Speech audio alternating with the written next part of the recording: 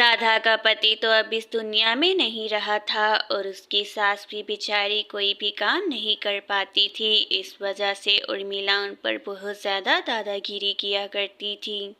राधा और उसकी सास तो उर्मिला की वजह से बहुत ज़्यादा ही चिंतित रहा करती थी।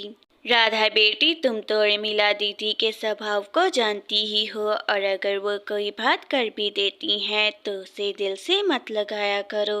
माँ जी, मैं उर्मिला बुआ की किसी भी बात का बुरा नहीं मानती हूँ। मैं जानती हूँ कि वो ज़रा क्रोधित हैं, लेकिन जल्द ही ठीक हो जाएंगी। आज तो उर्मिला बहुत ज़्यादा ही क्रोधित लग रही थी और वो इस तरह कहती है, सविता, काफ़ी वर्षों से हम तुम दोनों को संभालते आ रहे हैं, लेकिन अब बस बहुत हो गया। कल ही मैं अपने बेटे के साथ जा रही हूँ यहाँ से। दीदी, आप अच्छे से जानती हैं कि ये घर आपके खर्चे से ही चलता है, और अगर आप कहीं चली जाएंगी तो आखिर मैं और राधा क्या करेंगे। मैं भी तुम्हारे साथ ऐसा बिल्कुल भी करना नहीं चाहती थी, लेकिन तुम्हारे बहू के लक्षण बिल्कुल भी ठीक नहीं हैं। मेरे बेटे पर डोरे डाल रही है। उर्मिला तो सविता को कुछ भी कहने का मौका भी नहीं देती है और वहाँ से चली जाती है। वहीं दूसरी तरफ राधा भी कृष्णा के पास ही खड़ी हुई थी और उससे कहती है वो, कृष्णा, आखिर क्या बात है? तुम मुझे बहुत ज़्यादा चिंतित लग रहे हो। अगर कोई ऐसा विषय है तो तुम मुझे बता दो। राधा भाभी, अब मैं आपको क्या बताऊं, मुझे तो बताते हुए भी शर्म आ रही है। माँ हम दोनों के रिश्ते पर शक कर रही हैं। अभी कृष्णा राधा को इतना ही बताता है कि उर्मिला भी वहाँ पर आ जाती है। देखो राधा, मैं तुम्हारी चालाकियों को अच्छे से समझती हूँ। अपनी प्यारी प्यारी बातों में लाकर मेरे बेटे को मुझसे दूर करना चाहती हो। बुआ जी, आप मेरा विश्वास करें, ऐसा कुछ भी नहीं है। आपको ज़रूर कोई गलतफहमी हुई है। पहले आराम से मेरी बात सुन लें। देखो राधा, मुझे सविता समझने की भूल बिल्कुल भी मत करना। मेरा नाम उर्मिला है और तुम मुझे अपनी मीठी मीठी बातों में नहीं ले सकती। उर्मिला की ये बातें सुनकर बेचारी राधा को तो बहुत ज़्यादा दुख होता है। माँ, जब मैंने आपको शब्द अल्फाज में बता दिया था कि ऐसा कुछ भी नहीं है, तो फिर आखिर आपने भाभी को ये सब कुछ क्यों कहा? देखो कृष्णा, अभी तुम ये सब कुछ नहीं समझ रहे हो, लेकिन मैं अच्छे से जानती हूँ कि वो तुम्हें अपनी चिकनी चुपनी बातों में फंसाना चाहती है। राधा भी उर्मिला की ये सब बातें खड़ी होकर बाहर सुन रही थी और उसके हृदय को तो ये सुनकर बहुत ज़्यादा दुख होता है और वो वहाँ से जल्द ही चली जाती है। राधा अपनी सास के पास जाती है और उसे जाकर इस तरह कहती है, माँ जी, क्या आप भी यही समझती हैं कि मैं कृष्णा को अपनी चिकनी चुपड़ी बातों में फंसाकर इस घर पर पूरे पे राज करना चाहती हूँ बस? नहीं राधा बेटी, ऐसी बात नहीं है। मुझे तो स्वयं से भी ज़्यादा तुम पर विश्वास है। बस तुम्हें थोड़ा सा धैर्य रखना होगा मेरे लिए। जैसे ही अगली सुबह होती है, उर्मिला तो घर छोड़ने के लिए तैयार हो जाती है और अपना सूटकेस भी तैयार कर लेती है और उन्हें देखकर सविता कहती है, दीदी, अगर आप ये घर छोड़कर जाना चाहती हैं तो मैं आपको मना नहीं करूँगी, लेकिन अपनी बेटी पर अब मैं इल्ज़ाम बर्दाश्त नहीं करूँगी। मुझे भी तुम्हारी राधा पर इल्ज़ाम लगाने का शौक नहीं है, लेकिन उसके लक्षण ही ऐसे हैं कि किसी अंधे को भी बिना देखे समझ आ जाएं। उर्मिला तो इतना कहते साथ ही अपने बेटे के साथ चली जाती है और ऐसे ही कुछ समय बीतता है और राधा के घर में तो खाने को अब एक भी अन्न का दाना नहीं बचा था। जल्द ही रात भी हो जाती है और राधा अपनी पड़ोसियों से कुछ सामान मांगकर अपनी सास के लिए भोजन बना देती है और फिर उससे कहती है, माँ जी, आज तो पड़ोसियों ने कुछ खाने को दे दिया है, लेकिन कितने समय तक वो भी देंगे। मैं सोच रही हूँ कि मैं नौकरी ही कर लूँ। राधा बेटी, कह तो तुम बिल्कुल ठीक रही हो, लेकिन मैं ये बिल्कुल भी नहीं चाहती हूँ कि मेरी वजह से मेरी बेटी को ज़रा भी कष्ट हो।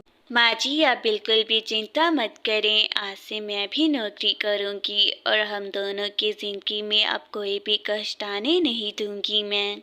राधा बेटी, मैं ईश्वर का बहुत धन्यवाद करती हूँ कि उन्होंने मुझे आज के दौर में तुम जैसी बेटी दी जो मेरा ख्याल रखती है।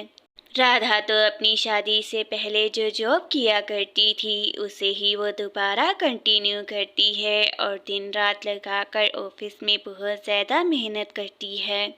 और वहीं दूसरी तरफ सविता से मिलने के लिए उसके घर उसकी पड़ोसी आती है। अरे उर्मिला, मैं तो तुम्हें यही मशवरा दूंगी कि तुम्हें अपनी विधवा बहू को बाहर काम के लिए नहीं भेजना चाहिए, तुम बहुत ज़्यादा बुद्धू हो। देखिए बहन जी, आप मेरे घर में बैठकर मेरी बेटी के बारे में इस तरह अपशुगनी बातें नहीं कह सकती हैं, तो ज़रा सोच समझ कर कहें।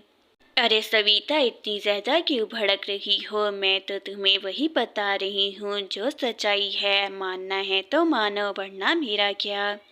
बहन जी, आपको मुझे कुछ भी समझाने की आवश्यकता नहीं है, मैं अपनी बेटी को अच्छे से जानती हूँ। अच्छा यही है कि आप यहाँ से चली जाएं।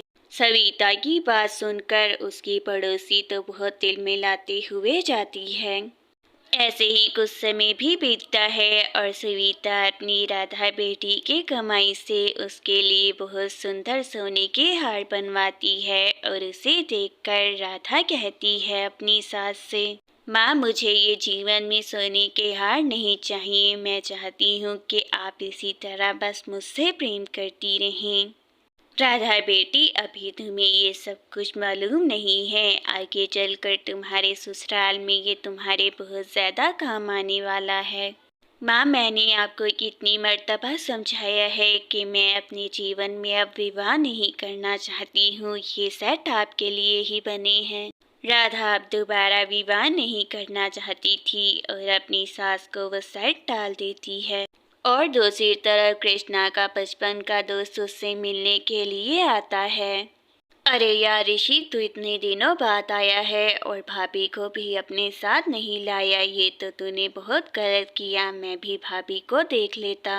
अरे कृष्णा, तेरी भाभी तो रात को ही मुझे छोड़कर चली गई, मेरा सारा सामान भी लूट कर ले गई और मुझे दवा पिलाकर सुला गई। सविता अपनी सहेली से कहती है कि वो राधा के लिए एक उचित वर तलाश करे। सविता, तुम बिल्कुल भी चिंता मत करो, मैं अपनी राधा बेटी के लिए एक बहुत उचित वर तलाश करूंगी और उसका विवाह धूमधाम से करूंगी। सुमन, अब मैं बिल्कुल भी ये नहीं चाहती हूँ कि मेरी बेटी की जिंदगी में कभी भी दुख आए, मैं चाहती हूँ उसका जीवन खुशियों से भर जाए।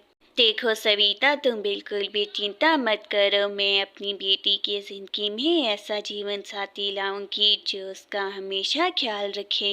सुमन तो सविता से इतना कहते साथ ही वहां से चली जाती है। अभी वो बाहर ही जाती है कि उसे बाहर कृष्णा मिल जाता है और उसे देखकर कहता है, आपको वो छोटा शरारती लड़का तो याद ही होगा जो आपके घर की सारी चीजें बिखेर देता था, मैं वही छोटा लड़का कृष्णा हूँ। हाँ कृष्णा, तुम मुझे याद हो, सारा दिन मैं ही तुम्हें अपनी गोदी में खिलाया करती थी जब तुम्हारी माँ तुम्हें छोड़कर काम पर जाती थी। मौसी, मेरे नज़र में एक अच्छा लड़का है, अगर आप कहें तो मैं उसका फ़ोन नंबर आपको दे सकता हूँ, राधा के लिए वो बिल्कुल परफेक्ट रहेगा। हाँ कृष्णा बेटा, क्यों नहीं, मैं उस लड़के से ज़रूर मिलना चाहूँगी और उसे सविता से भी मिलवाऊँगी, तुम मुझे उसका फ़ोन नंबर दे दो। सुमन और सविता का तो वो लड़का बहुत ज़्यादा पसंद आ जाता है और बहुत जल्द वो उन दोनों का विवाह भी करवा देती हैं और फिर ऋषि से इस तरह राधा कहती है, ऋषि मैं तुम्हें वचन देती हूँ कि मैं कभी भी तुम्हारे साथ वैसा नहीं करूँगी जैसा तुम्हारी पहली पत्नी ने तुम्हारे साथ किया था। राधा, मैं अच्छे से जानता हूँ कि तुम एक बहुत अच्छी लड़की हो और जीवन में कभी भी तुम मेरा साथ नहीं छोड़ोगी, मुझे विश्वास है। और इस तरह कृष्णा और राधा अपने जीवन का नया आरंभ बहुत प्यार से करते हैं। ऋषि के घर ही राधा अपनी सास को भी अपने साथ लेकर ही जाती है। ऋषि, मैं बस इतना ही चाहती हूँ कि जितनी मेरी बेटी ने अपने जीवन में दुख देखे हैं तुम उसके जीवन में खुशियाँ ही खुशियाँ भर दो बस। माँ जी, आप बिल्कुल भी चिंता मत करें। मैं आपकी बेटी की ज़िंदगी में अब एक भी आंसू नहीं आने दूँगा, बस खुशियाँ ही खुशियाँ भर दूँगा। राधा की वजह से एक बार सविता को फिर से उसका परिवार मिल जाता है।